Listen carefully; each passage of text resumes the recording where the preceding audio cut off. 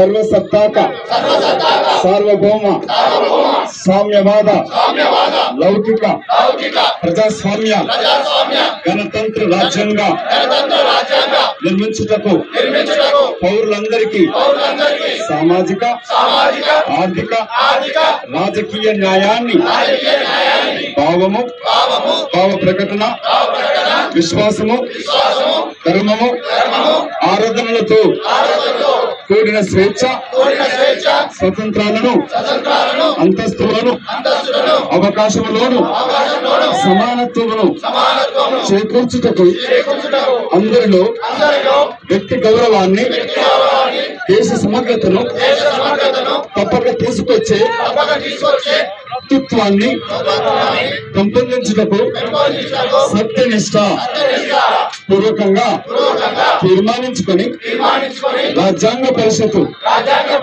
1949వ సంవత్సరం నవంబర్ 26వ తేదీన ఆమోదింపబడి చట్టబద్ధం చేసుకుని మాకు మేము జై హింద్.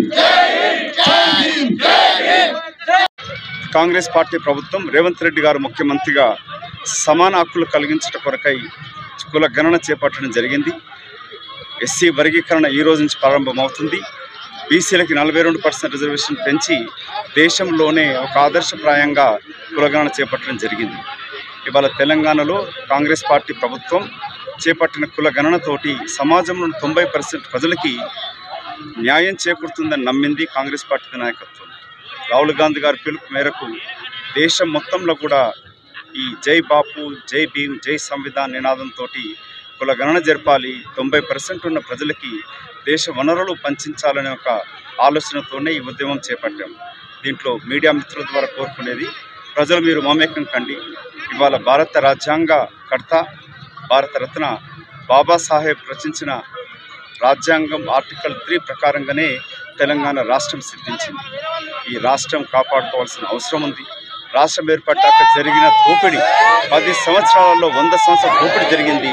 దాన్ని వ్యతిరేకంగానే వాళ్ళ కాంగ్రెస్ ప్రజాప్రభుత్వం ఏర్పడింది.